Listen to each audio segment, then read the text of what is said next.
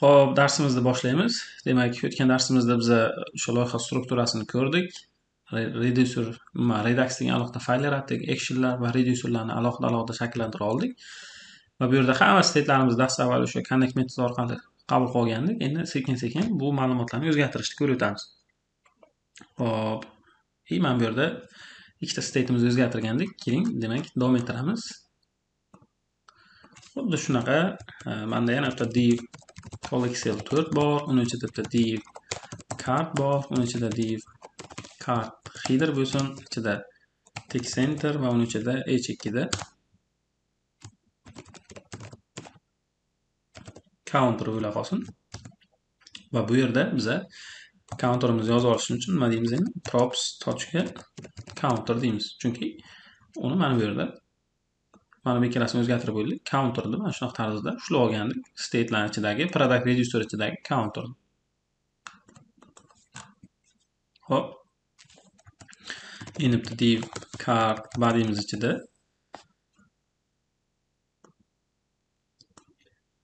oddiylik deflex bo'la qolsin. Ikkita button yarataman. button secondary va lik plus va minus bo'ladi. But mstart 3 bu deylik danger bo'la qolsin. Xo'p, mana e'tibor qiladigan bo'lsak, bunisiga iniq, bunisiga dek deb yozib qo'ysak ham bo'lardi. Ya'ni increment, decrement. Bosilganda doim bilamiz, bu qiymat bittaga oshib borishi kerak. Decrement qilganda ma'lumot bittaga kamayib borishi kerak. To'g'rimi? Xo'p. Bu uchun nima qilamiz? Yana bitta funksiya yaratamiz. Xo'p, change product price emas, bu deylik iniq counter degan metod bo'la qolsin, counter.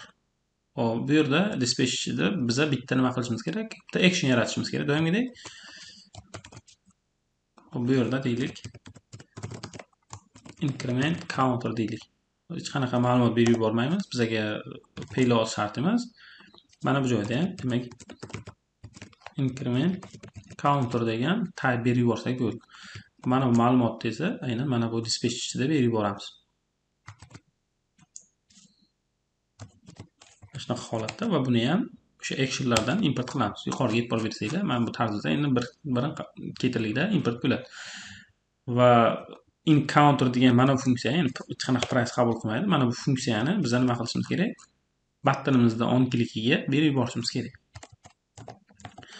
Buttonimizda on klikiga to'g'ridan-to'g'ri chaqirib qo'ysak ham bo'ladi. Faqat nima? Props ichidagi mana shu funksiya. Ichidan ma'lumot berib yubormaymiz, shuning uchun oldin arrow funksiyalar yozishimiz shart emas.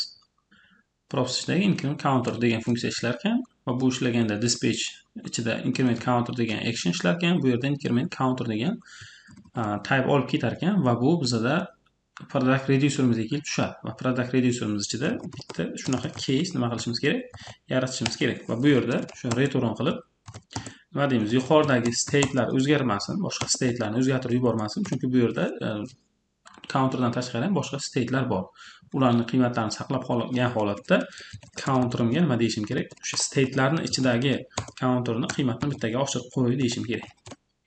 Va endi qaraydigan bo'lsam, counterning qiymati doimgidek bittaga oshib ketyapti. Va yana bitta case yaratib olaman.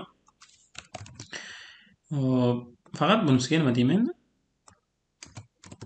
Decrement counter bu qiymatni bittaga kamaytiradi. Endi menga yana decrement counter degan bitta nima kerak bo'ladi? Bitta action kerakman. Action qismiga o'tdim. Bitta tushunib olsanglar, bu yoq oson. Actionlar bo'limiga o'taman. Buni decrement counterga aylantiraman. Bu yerda xuddi shunaqa bitta funksiya yarataman komponentimda turib. Iniqni dekka o'zgartiraman. Decrement counter bu yerda ham aynan decrement counter degan nimani funksiyamni, ya'ni actionni chaqiraman. Yuqorida bu ham demak decrement counter ham demak ko'rgan bo'lsanglar import bo'ldi. Hop, mana bu deck counter degan funksiyamizda endi aynan buttonimiz, ya'ni deck degan buttonimizga xuddi yuqoridagidek berib yuborishimiz kerak. Propsning ichidagi decrement counter. Ko'radigan bo'lsangiz, increment ochilib boryapti. Ikkalasi ham oshirib boryapti. Increment counter, decrement counter. Hop, increment counter, bu yerda decrement counter, int counter, deck counter. Hop, bu yerda actionimizga o'tadigan bo'lsak, bu ham increment bo'lib qolibdi. Bunisiga nima deb qo'yishimiz kerak? Type'iga decrement counter deyishimiz kerak. Chunki ikkalasi ham increment counterda ishlatgan hisobiga ikkala state ham demak qiymati oshib ketyapti. Va endi ko'radigan bo'lsak, bu kamaytiradi. Bunisi qiymati bittaga oshirib boradi. Hop, demak counterda ishlatdik. Xuddi shunaqa endi bizda books degan nimamiz ham bor, array'miz ham bor. Mana shu ma'lumotni ham sahifaga chiqarib, uni ustida ham demak u array'da ham o'zgartirishni ko'rib o'tamiz. Buni ham collection 4, uni ichida card bor yana. Card headerga h2 deb yozamiz. Books. Mana text center yozib oladigan bo'lsak, ichida div card body'miz bor. Card body ichida men ma'lumotlarni demak chizishni boshlayman. Xo'p, to'g'ridan-to'g'ri props ichidagi booksni map qilishni boshladim. Item va indekslar kerak. Bu yerda bitta div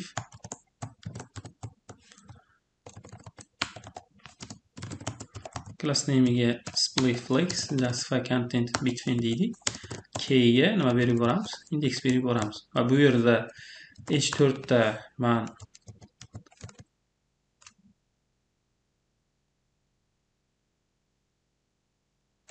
kelinglar, mana bunaqa tarzda ishlaymiz. Men buni hozircha bu yerdan o'chirib yuboraman. Bu qismni yozib tasavvur qilinglar. Mana bu narsani keyin map qilamiz. Hozir card body ichida bitta table yarataman. Tablitsaga chiqaraylik. Table bordered, uni ichida t-head bor, t-head ichida tr, ichida th, bu yerda tartib raqam, name va nima bo'ladi? After bo'ladi va bitta actionlar uchun bitta qism. Va t-body ni ichiga men map qilaman mana shu ma'lumotlarni. Va t-body ichida nimalar ketadi endi? Tr ketadi.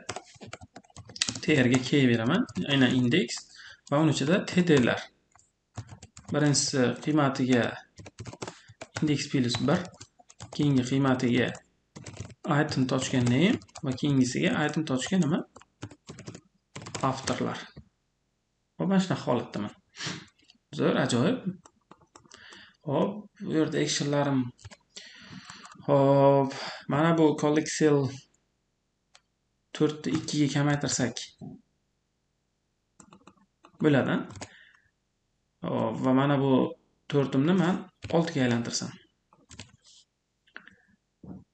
Bo'ldi, ajoyib, juda ham zo'r.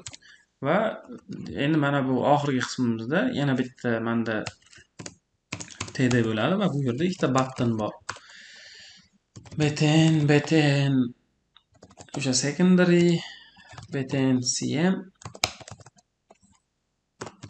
edit va xuddi shunaqa add delete deb qo'yaylik, qisqartirib kamroq joyga keladi. Hop, bunisiga danger deymiz. Faqat mstart 2. Mana shunaqa holatda edit delete, ya'ni to'liq yozsa ham hech qanaqa muammosi yo'q. Joyimiz kichkina bo'lganligi uchun kamroq yozishga harakat qilaman. Edit delete. Delete bosganda o'chirib yuborsin, edit bosganda shunchaki so'zlar oldidan edit degan so'z chiqarib qo'ysin. Hop, buni ham redaksiya yordamida qanaqa o'zgartiramiz endi. Hop, dastlab o'sha delete dan boshlaymiz. Delete qismidan boshlaymiz. Delete bo'lganda ma'lumotni o'chirib yuborish kerak. Ma'lumotni aynan bizga indeks orqali o'chiramiz. Bu uchun men bitta funksiya yarataman. Hop, bu funksiyamizning nomi nima bo'ladi? Hozircha unda hech qanaqa dispatch yo'q. Keyin yarataman uni. Funksiyamiz nomi delete book item bo'lsin. Delete book item. Bu funksiya komponentdan propslarga qo'shilib qoladi. State'larni yo'q qo'ysam bo'lar ekan va buni buttonimizda on klikiga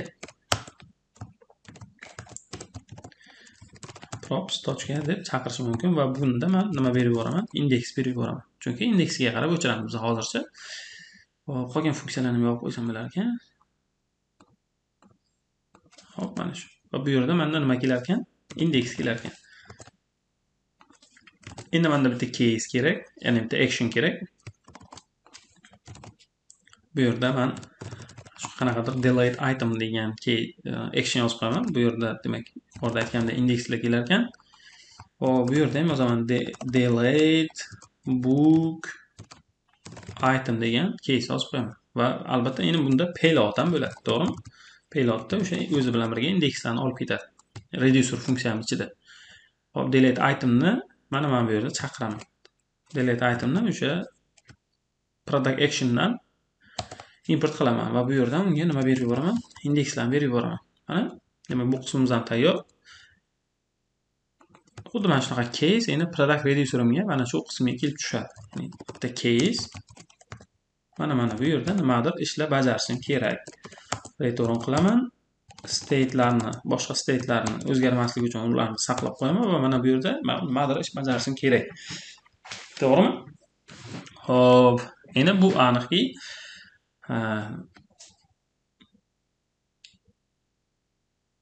nima qilishimiz mumkin?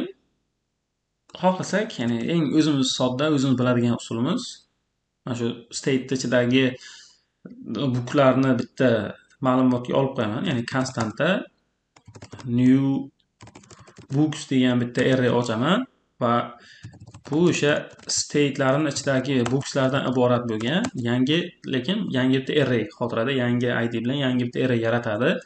Mana shu new booksni splice qilishim mumkin. Splice indeksdan boshlab bitta elementni nima qilsin? O'chirib yuborsin. Indeks emas, endi bu bizga nima bo'lib keladi? Action.payload bo'lib keladi. Action.payloaddan boshlab bitta ma'lumotni o'chirib yuborsin va o'sha state'larim va booksimga aynan endi nimani berib yuboraman? New booksni berib yuborsam, mana shu holatda chiqadi. Masalan, o'tgan kunlarda o'chirib yuboraman. 15 yoshli kapitanni o'chirib yuboraman, ikki eshik orasini o'chirib yuboraman. Mana shu holatda yozsak ham bo'ladi. Yoki yana filtr degan metoddan foydalanishimiz ham mumkin. Filtr. Xo'p, bunda nima bo'ladi? Ya'ni splice qilmasdan turib filtr qilsak bo'ladi. Ya'ni filtrda men o'sha action.payloadda indeks kelyapti. Ya'ni u id orqali ishlaganimizda qulay ekan. Menimcha hozircha shu yetarli. Agar idimiz bo'lganda filtr qilardik, payloaddan kelgan id books ichidagi item.id ga, ya'ni filtr qilganda nimadir key bilan filtr qilib aylanib chiqqanda, o'sha key ichidagi idsi payload.id ga teng bo'lmaganlarini sahifaga chizib qo'y deb yozib qo'ysak ham bo'ladi. Hech qanaqa menimcha hop, bu yerda muammosi yo'q. Bo'ldi, mana shu holatda delete book item ishlayapti. Hop, ketdik endi. Xuddi shunaqa men yana bitta funksiya yarataman. Delete emas, endi delete update book item. Bunda ham indeks kerak. Va yana bitta men nima yaratishim kerak ekan? Action yaratishim kerak. Delete emas, nima bo'ladi endi? Update item, bu ham indeks qabul qiladi. Delete book item emas. Bu yerda ham o'zgartirishim kerak ekan. Update ga bu ham o'zi bilan indeks olib ketadi. Faqat mana bu update book itemni mana bu yerdagi update edit degan buttonga berib yuborishim kerak ekan. Albatta props ichidan mana shunaqa holatda va bunda ham men indekslarni berib yuboraman. Hop, yana yuqoridagidek bu yerga kelib tushadi. Dispatchdagi action ishlaydi. Mana bu action ishladi degani reducer degan funksiya ishga tushdi degani. Reducer ichida esa aynan mana shu holatda case yaratilgan bo'ladi va mana shu case ishga tushadi. Faqat bu delete emas, nima dedik uni nomini? Update dedik. Va bu yerda ma'lumotlar biroz farq qiladi. Hop, bu yerda nimalar qilishimiz kerak? Masalan, bosganimda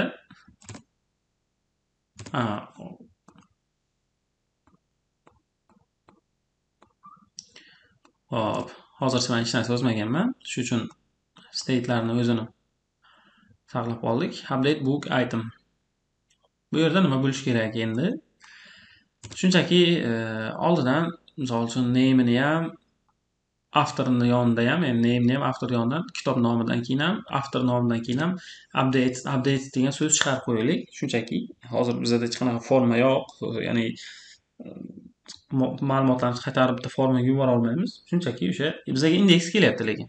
To'g'rimi? Indeksni. Mana bu yerdan indeks berib yubordik. Funksiyamizga update book itemga bu kelyapti. Mana bu yerdan delete emas, men nima deb yozishim kerak? Update deyishim kerak. Shu yerda xato bo'ldi. Yuqorida e'tibor bergan bo'lsanglar, update'ni bosganda o'chirib yuboryapti. Hop, mana endi to'g'ri bo'ldi. Bu yerdan indekslar kelyapti. Mana bu funksiyaga berib yubordik. Uni mana bu yerda ushlab oldik. Dispatch ichida men bitta action yozganman. Mana shu actionga indekslar ketyapti. Bu yerdan bu action ishlayapti. Update book item degan reducer ishga tushishi kerak. Reducer ichidagi mana shu case. Endi mana editni bosganda hech qanaqa ma'lumot o'zgarmaydi.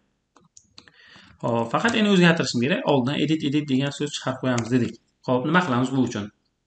Xuddi yuqorida bitta misol uchun update item degan array ochib olaman. State ichidagi o'sha bookslardan iborat bo'lgan. Va endi aytaman, shu update itemni bu array action.payload'inisi bu action.payload'da indeks kelyapti. Misol uchun hozir 0 bosadigan bo'lsam, arrayda 0-indeksi degan.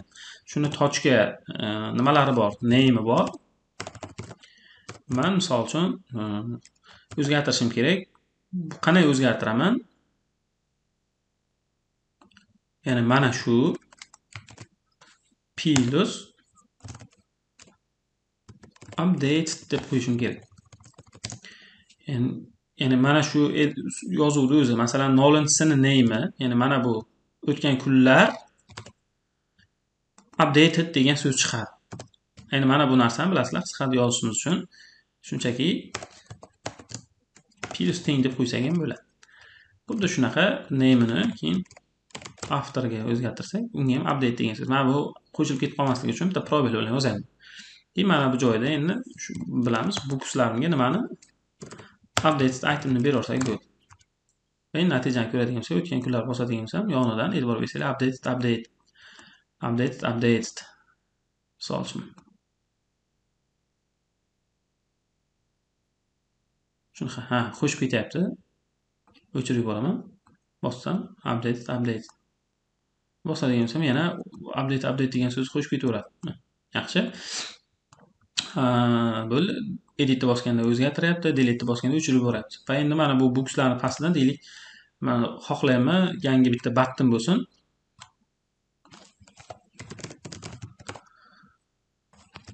Button shu primary bo'lsin, xo'p, mana the block with use bo'la qolsin va empty 2 add book deb qo'yaylik.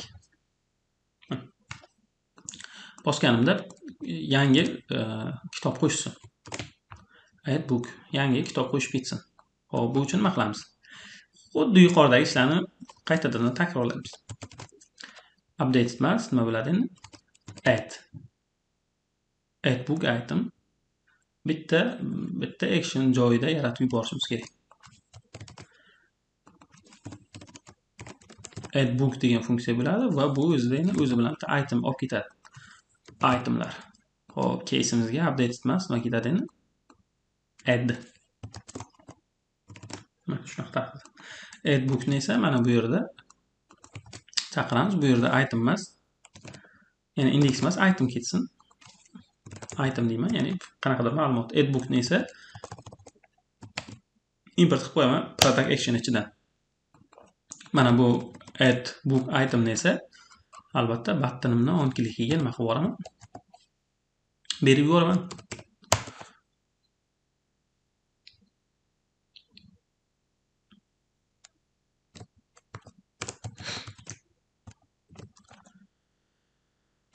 Xo'p, faqat nima deyishimiz kerak? props.add book item. Bu yerda biza obyekt berib yuborishimiz kerak, to'g'rimi? obyekt, chunki ma'lumotlarimiz obyekt ko'rinishda. Name va afterdan iborat bo'lgan. Name'iga shunchaki test deb qo'yaylik. Va afterga ham test after deymiz.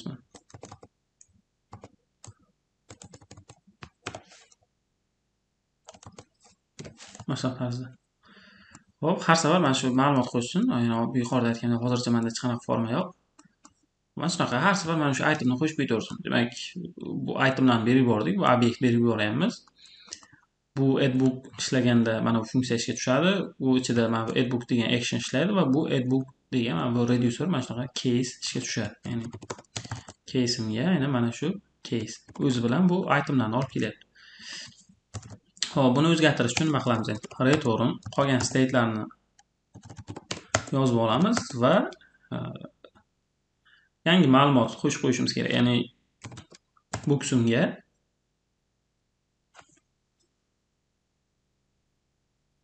booksim array mana bu tarzda yozib ketsam bo'ladi menimcha.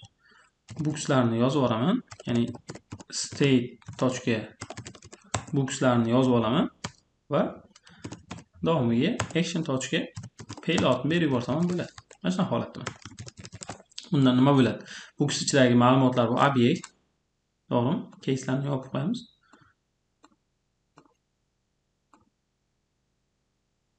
Hop, books ichidagi ma'lumotlarim ham obyekt. Mana shu ma'lumotlarni hammasini olib kelib mana bu yerga yozib qo'yadi. Keyin action.payloadga yangi bitta obyekt keladi. Shu ma'lumotni ham qo'shib qo'yadi. Ko'rishingiz mumkin. O'zgartirsam o'zgaryapti. O'chirsam bu ma'lumotlar ham nima bo'ladi? O'chib ketaveradi. Xo'p, menimcha tushunarli. Reduxda o'sha state'lar bilan ishlash, ma'lumotlarni. Mana bu yerda o'sha xohlagan logika bo'yicha ma'lumot qo'shishinglar mumkin. Xohlasanglar yuqorida bitta array yasab olinglar, xuddi bu yuqoridagi o'xshab, mana ma'lumotlarga o'xshab array yasab olinglar, arrayga push qilinglar o'sha action.payloadni va o'sha yasagan arraylarni booksga qaytarib berib yuboringlar. Mana shu narsani qilsanglar ham bo'ladi. Xohlagan metodlar, filtrlar, mana bu yerda xohlagancha shart yozishinglar mumkin. Xohlagan amaliylarni bajarib, demak logikani mana shu yerda yozaverasizlar. Actionlar bu tushunarli. Xohlagancha mana bunaqa state'larga tegishli bo'lgan actionlarni yozib ketaverasizlar. Qaysi state o'zgartirish kerak bo'lsa va mana bu yerda dispatchda uni chaqirib qo'yishingiz ham mumkin. Bo'ldi, produktlarni hammasini demak o'zgartirish qismlarini ko'rib chiqdik. O'zingizlar ham yana bir marta ko'rib chiqsanglar bo'ladi. Darsimizni qaytadan uch-uchga aylantirib qo'ysak, menimcha yana ham yaxshiroq holat ko'rinish shakllanadi. Mana